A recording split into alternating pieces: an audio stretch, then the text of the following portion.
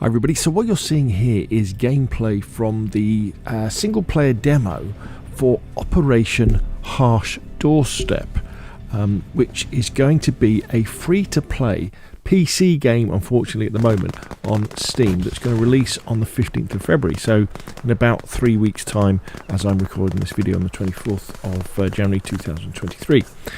And what's unusual and what's exciting about this particular game, if you've got a PC, of course, is that it's going to be free, but also from the ground up, it's been built with the idea of creating a tactical shooter where it is completely open to modding as well. And it was put together by a guy called Blue Drake, and I'll put a link to his Twitter in the description below this video, and the link to Steam for Operation Harsh Doorstop, because as I say, you can play the single player demo at the moment. And he's a big Twitcher, a big YouTuber. And one of the things that he decided was that a few years ago was that he was sick and tired of PC games coming out without modding support. So originally, but back in the day, lots of PC games when they came out would have modding support, so you could go in and people could do mods that could significantly change the gameplay for a game or improve it and do all sorts of different things, which really helped to extend the lifetime of games.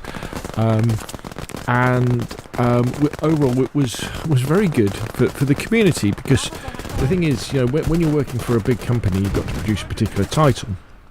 There's definitely restrictions that you face, isn't there, both artistically, and commercially. So there's only so much that game companies can do, and so by having it open to modding, it means you can have all these different ideas coming from people outside to change and improve the game. And the classic example of this is Armour and DayZ. If you think Armour 3 came about in 2013, and DayZ sort of ran about the same time, both those games are still doing incredibly well. I mean, DayZ is having its best time ever in terms of concurrent players on PC.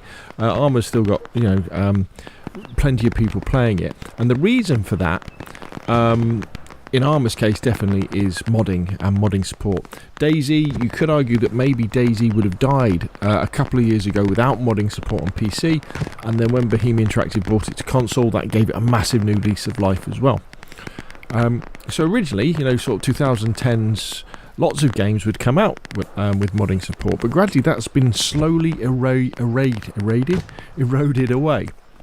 So now you have, games like Call of Duty and Battlefield. We just don't even consider mods, do we? When we talk about, but modding is not even in the same sentence as games like Battlefield or Call of Duty, when it used to be many years ago. And there's been lots of projects since then as well, where devs have kind of promised the idea of having mods, and they have limited mod support. And this really annoyed Blue Drake, and he said, no, we're gonna build our own AAA shooter.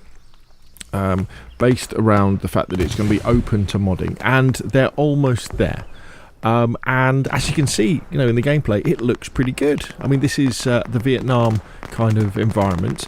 In the demo, you can play, I think, World War II, Vietnam, and the modern era.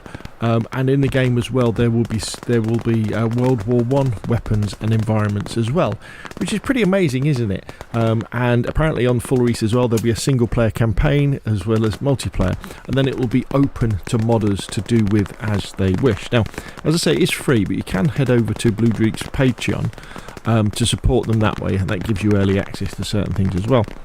And it's very exciting as well. You could almost say this is going to be like a free version of something like Armour Reforger.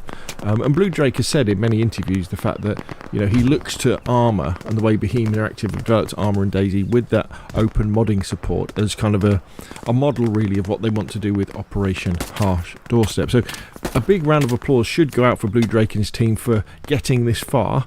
And we should all really be looking forward to February the 15th. If you're on PC, unfortunately, I don't think it's going to come out on console for a while yet anyway, unless a big publisher comes along and gives them plenty of money to port it to console. And it should be really exciting. One of the things that I'm very excited about is with modding is the opportunity to put single player scenarios into this sort of thing. Because I love these massive maps. And then, but I like having something to do as a single player. You know, like how in DayZ you have this huge map, but you can play it single player and you can run around and survive.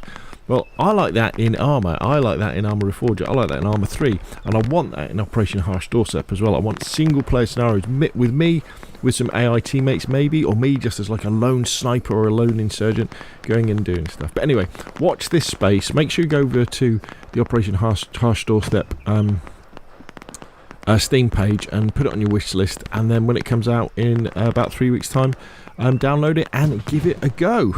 Anyway, that's enough from me. Hope you found the video useful. If you have, hit like, want to see more, same, press subscribe, and I will of course see you again soon.